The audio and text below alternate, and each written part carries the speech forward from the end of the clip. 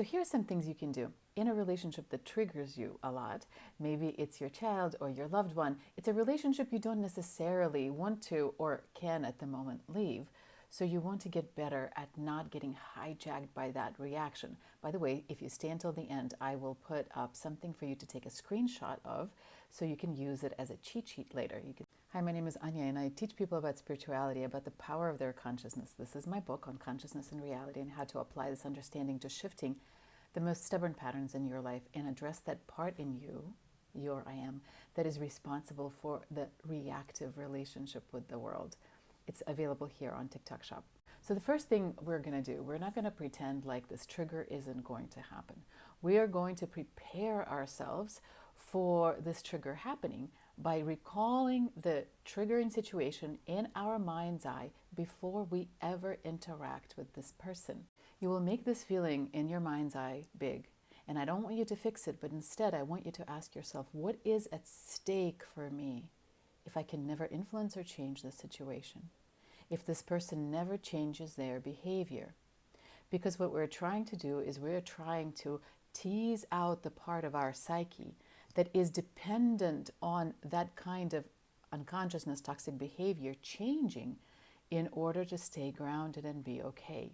It doesn't mean that you will have to tolerate this behavior, but it means that you are not going to be hijacked by this feeling, and you will see other options that are going to come in when you let go your attachment to the part of you that has been conditioned by a very similar type of unconsciousness. And after you ask yourself, what is at stake for me, and you figure it out, then ask yourself, what am I assuming about who I am that makes this end state scenario so bad and so dire? And really sit in it. Continue breathing and bringing up these assumptions. Notice that there's a part of you that's already okay, that's watching these assumptions come up. When you come up with an assumption about who you are that feels like it hits home, put it through questioning. Ask it, or ask yourself, who would I be without this thought? And watch how the mind is a little bit disoriented, and also notice how you, who you are, the person who is trying to do this inner work, is kind of okay. So the second thing that I want you to do is to anchor this okay feeling inside of you that opens up when you ask yourself questions like, who would I be without this thought? That place of quiet, that place of silence between the thoughts. And I want you to give this place a name so it's easy for you to return to this place when you are in your triggering situation.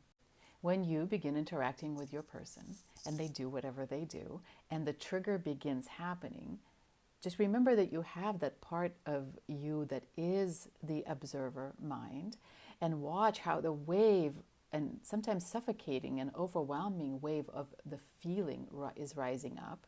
Just remember that the reason it feels this intense isn't because the reality is that intense. Now, intense things could be happening in your reality, but in your inner world, this feeling is being created by a conglomeration of thoughts and assumptions that you hold about who you are that are rooted in your own traumas and history. And so you just watch the wave of that feeling rise up, and as much as you want to do something about it, as much as you want to take something on the outside that provoked or inspired or triggered you and fix it in order for you to fix the feeling on the inside, don't do it. Right now, your job in that moment of time is to keep at least a little bit of your awareness on that observer part of you, if you gave it a name, and you just let the feeling be there without doing anything about it. It's not going to feel great not to do anything about the feeling, because that is not what you are used to when you think about feeling empowered. But just remember that you are strengthening your grounding and connection in a place that isn't conditioned or defined by the similar type of unconsciousness that's happening out there. What I mean by that is, a long time ago, that kind of similar behavior, maybe it's rejection, maybe it's manipulation of your feelings, maybe it's unfaithfulness, maybe it's somebody not knowing who they are or lying, happened, and this part in you was formed in response to that. And so that part in you wants to fight that behavior to death. So it's not that behavior is not real. It's not that the trigger isn't real. But if you are trying to steer your ship in a different direction, you want to gain grounding in a place that isn't conditioned or defined by that old consciousness. And you just want to watch it. Because what happens is when the trigger happens, this part in you rises up kind of independently inside your own mind, and it will settle in your own mind if you don't put kerosene on this flame.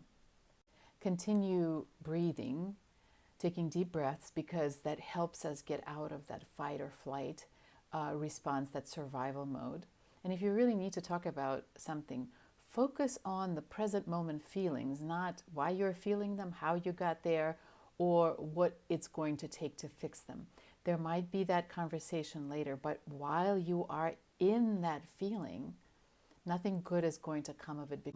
Every suggestion of your mind is going to be inspired by that part of you that needs to survive, that is afraid for its safety.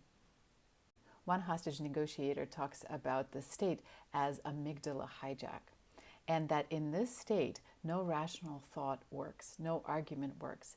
And you really, if you are in the state or another person in the state, all you really need to do is just name obvious feelings and get yourself or the person to say yes to something. You know, if somebody's trying to jump off the roof, you might actually say to them, life really sucks, doesn't it? It might feel counterintuitive, but if they can get to say, yes, it does, they just got in touch with the feeling that is true for them in the moment.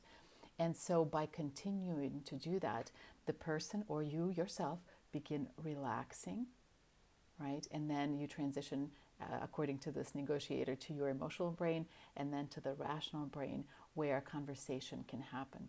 So while you're in this state and you have to talk, just name feelings, just be present and get yourself or your partner to say yes as much as possible, not to manipulate them, but to get both of you into a better, clearer place. Before you have any conversation, wait for that wave of reaction to subside. You might even notice that you don't need to have this conversation right now. The urgency is gone. When we are hijacked by identity, by this conditioned sense of self, there's always urgency. It has to be solved right now. Wisdom, however, always has space. It always knows that if it's not solved in this moment, it's okay. It could be solved 6 hours from now. And then when you allow this space, you also open up yourself to hearing insight and wisdom that wasn't available to you before.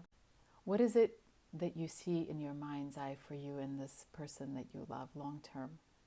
Start from that place. Don't try to get there from the trigger, but wait until you arrive in that place where you are already in touch with that feeling of love and peace and connection, and continue building on that and let the triggered parts of you transform and fall apart.